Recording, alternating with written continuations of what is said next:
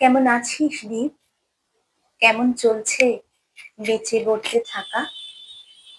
অনেকদিন পর চিঠি লিখছি বলে অবাক হয়েছিস না? শান্ত পুকুরের জলে কেন বাপু ঢিল ছোঁড়া? কাজ টাজ কিছু পেয়েছিস নাকি রঙের ফেরিওয়ালা? আমি কেমন আছি জানতে চাইবি না? কি আর করি, নিজের কথা নিজেই বলি। জানিস তুই, কাল এরেন্ডালে গিয়েছিলাম মাঝ রাতের সূর্য দেখতে। কি বিস্ময়কর প্রকৃতি, তুই কল্পনাও করতে পারবি না। প্রচুর আলো, তবু যেন আলো নেই। ঠিক তোর মতো একটা নিবিড় মোহময় স্বপ্ন। তুই পাশে থাকলে হয়তো ধরতে পারতিস মুহূর্তটাকে। আমার তো তেমন চোখ নেই। আসলে বেশ ভালোই আছি। সারাদিন কাজ, রান্না বান্না নিজেই করি। বাসন মাজি, আবার কম্পিউটার চালাই। ঘর মুছি, আবার ইন্টারনেটে ইকুয়েশন করি।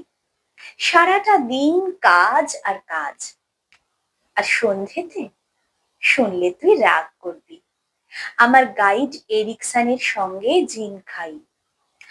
এখন অবশ্য মাত্রা বুঝে খাই।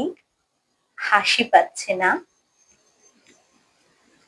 গত সপ্তাহে ডেনমার্ক গিয়েছিলাম, হ্যামলেটের খোঁজে না, পাওয়ার প্ল্যান্ট দেখতে।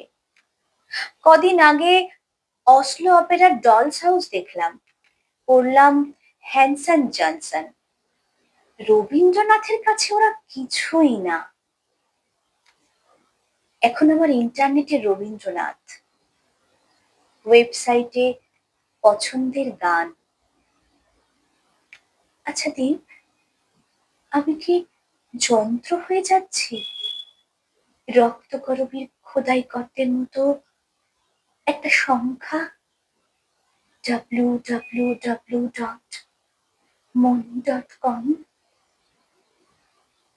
এরেন্ডালে সূর্য দেখে তোকে দেখতে খুব ইচ্ছে করছিল। এই, আমরা একবার পায়ের নিচে মেঘ দেখেছিলাম না রে দীপু? সেই পাহাড়টা ছিল দেবগিরি কিংবা অলকা, আর সে পিছল পাহাড়ে শীতল ঝর্ণার জল, ঘোরানো সিঁড়ির নিচে মন্দির। সূর্য এসে বিকেলে সিঁদুর দেয় সিঁথিতে। একটা বিশ্বস্ত রাত, বিন্যস্ত সকাল, বিধ্বস্ত সময়।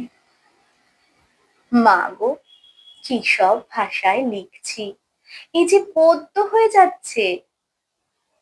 তুই আমাকে প্রায়ই বলতিস, লেখ লেখ। লিখতে গেলে আমার হাত ধরে যায়।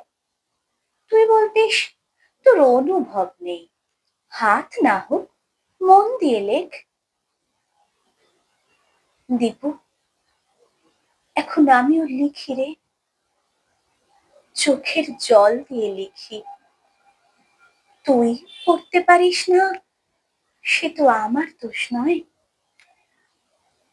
দীপ, তোর মনে আছে প্রথম বাইরে গিয়ে সেই অনেক আগে ঝিরঝিরে বৃষ্টিতে একটা তারা ভর্তি আকাশের নিচে আমরা কত ভিজেছিলাম?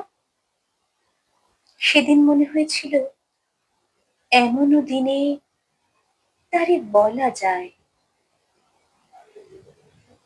এখন আমি ওয়েবসাইট নিয়ে বসবো। মাকড়সার জালের তরঙ্গ বেয়ে আসবে কঙ্গো থেকে কলম্বো, মিশর থেকে মিসিসিপি, ওসাকা থেকে ওয়াশিংটন। এখন আমি একা, নিরাবরণ একা।